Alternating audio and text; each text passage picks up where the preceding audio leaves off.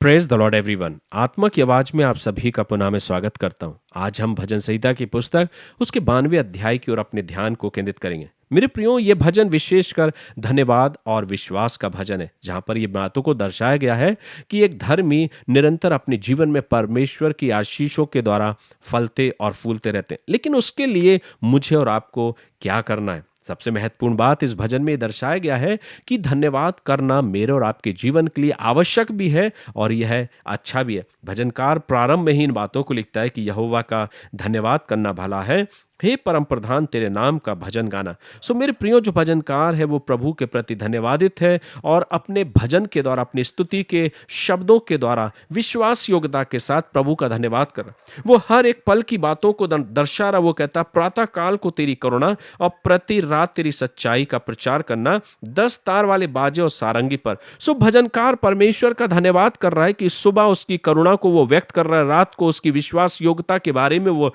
चर्चा कर रहा है और ये कह रहा है कि वास्तव में मुझे ये जरूरी है कि मैं अपने प्रभु के प्रति धन्यवादित रहूं, क्योंकि उसने मुझको आशीषित किया है, मेरे कामों को आशीषित किया है। इसलिए मेरे प्रियो, आराधना केवल यह धन्यवाद देना सिर्फ रविवार का दिन ही नहीं कि हम रविवार के दिन होकर प्रभु का धन्यवाद करें, लेकिन भजन का लिखने वाला इन बातों को कहता है कि मैं सिर्फ रविवार के दिन नहीं पर परमेश्वर को हर दिन धन्यवाद करता हूं, क्योंकि हर दिन मेरे जीवन में प्रभु की आशीष लेकर आती है और मेरा यह कर्तव्य बनता है कि मैं अपने प्रभु के प्रति धन्यवादित रहूं।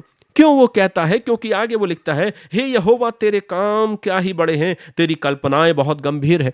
हम दिन भर ना जाने कितनी कल्पनाओं को करते रहते हैं, लेकिन भजनकार कहता है कि हमारी कल्पनाएं परमेश्वर की कल्पनाओं से कहीं अधिक बढ़कर नहीं हो सकती। हम बहुत सीमित सोच को सोचते हैं, बहुत छोटे से दायरे में अपने आप को रखना चाहते हैं, पर परमेश्वर मुझे और आपको एक महान सोच के द्वारा, एक महान कल्पनाओं के द्वारा, योजनाओं के तहत मुझे और आपको आशीष देना चाहता है। इसलिए भजनकार कहता है कि प्रभु बहुत महान है और उसके काम भी बहुत महान है। जब हम अपने जीवन में परमेश्वर के कामों की ओर ध्यान देते हैं तो हमारा मन कई बार जो शिकायत से भरा होता है, शिकायतें कई बार हम प्रभु के पास लेकर आते हैं, पर वे शिकायतें दूर चली जाती हैं और हमारा मन प्रभु के प्रति धन्यवाद में परिवर्तित हो जाती है। क्योंकि मेरे प्रियो, शिकायतें कई बार हमें नीचे गिराती हैं, पर धन्यवाद हमको ऊपर उठाता है और हमें प्रभु के समीप लेकर जाता है, ताकि हम अपने जीवन से प्रभु का धन्यवाद देने वाले हो सके। इसलिए मेरे प्रियो, कई बार हम और आप अपने जीवन में इन बातों को व्यक्त करते हैं और इन बातों को बताने का प्रयास करते हैं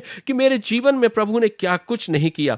मेरे प्रियो, वो मनुष्य जो परमेश्वर के प्रति धन्यवादित नहीं, वो एक पशु शरीर का मनुष्य है, क्योंकि वो नहीं जानता कि जो कुछ वो है वो उस परमेश्वर के द्वारा ही है। और इसलिए परमेश्वर का वचन मुझे और आपको ये सिखाना चाहता है कि हम और आप अपने जीवन में परमेश्वर के प्रति धन्यवादित रहें, क्योंकि परमेश्वर के वचन को जब हम 12वें पद से पढ़ते तो भजन का लिखने वाला कहता है, धर्मी लोग खजूर के समान फूले फलेंगे और लबालोन के देवदार के समान बढ़ते रहेंगे। वे यहोवा के भवन में रोपे जाकर हमारे परमेश्वर के आंगनों में फूले फलेंगे। वो पुराने होने पर भी फलते रहेंगे और रस भरे लहराते रहेंगे, जिससे यह प्रकट हो कि यहोवा सच्चा है, वह मेरी चट्टान है और उसमें कुटिलता कुछ भी नहीं।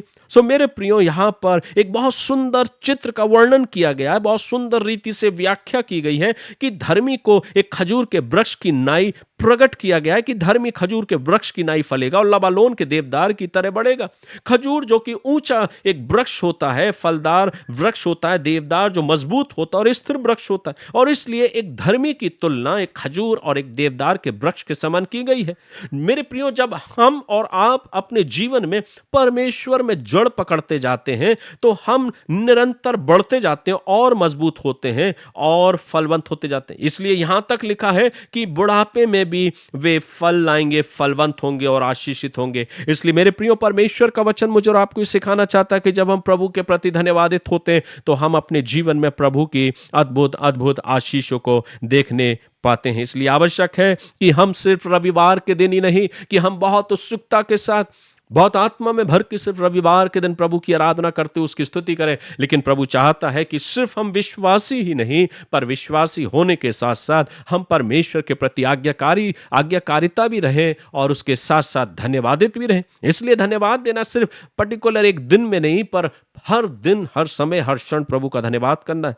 मेरे प्रियो, इसलिए आवश्यकता है कि जब हम परमेश्वर का धन्यवाद करते हैं तो हम अपने जीवन में अपनी परमेश्वर की उन आशीषों को अपने जीवन में देखते हैं और वो प्रभु प्रभु मुझे और आपको और ऊंचाइयों पर पहुंचाता है। मेरे प्रियो, पवित्र आत्मा मेरी और आपकी अगुवाई करो और ऐसा अवसर दे कि हम भजन संहिता चैप्टर 92 को परमेश्वर की आत्मा की अगुवाई में समझने पाए और ये जानने पाए कि हमारा और आपका कर्तव्य ये है कि जो कुछ भी आज हम हैं मेरे प्रियो, ये हम अपने बल और ताकत, अपने ज्ञान और बुद्धि के बल पर नहीं, पर यह परमेश्वर का अनुग्रह है जिसने मुझे और आपको जीवन दिया, और इस जीवन में होकर हम अपने जीवन में इन उपलब्धियों को पाने पाए, इन आशीषों को पाने पाए। मेरे प्रियो, पवित्र आत्मा हमारी अगुवाई करे कि हम प्रभु के इस वचन को आत्मा की गहराई के द्वारा सीखने पाए और अपने जीवन से हर पल, जैसे भजनकार परमेश्वर का धन्यवाद करता और वो कहता है यहोवा का धन्यवाद करना भला है, हम और आप भी अपने जीवन में ये कहें कि यहोवा का धन्यवाद करना भला है। इसलिए आइए हम धन्यवाद के साथ आज इस पवित्र दिन में होके प्रभु की आराधना करें और प्रभु को महिमा दें,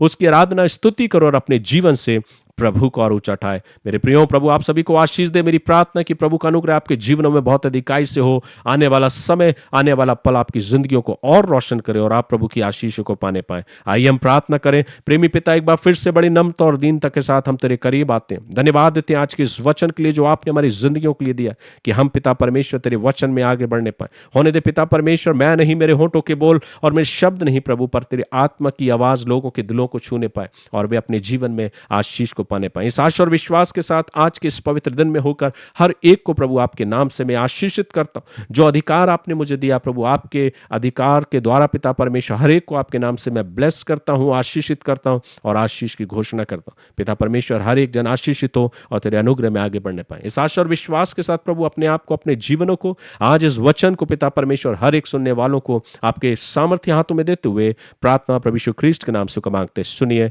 और ग्रहण कीजिए। अब हमारे प्रभु यीशु मसीह का अनुग्रह, परमेश्वर पिता का प्रेम, पवित्र आत्मा की संगति, सहभागिता और उसकी आशीष हम में से हर एक के साथ अब से लेके हमारे उद्धारकर्ता, त्राणकर्ता प्रभु यीशु मसीह के दोबारा आगमन तक होती रहे। परमेश्वर पिता, परमेश्वर पुत्र, परमेश्वर पवित्र आत्मा के द्वारा आमीन। गॉड ब्लेस यू मेरे प्रियो। प्रभु आप सभी को आशीष दे और ऐसा अवसर दे कि आप प्रभु के अनुग्रह में यूं ही आगे बढ़ते जाएं। जय मसीह की।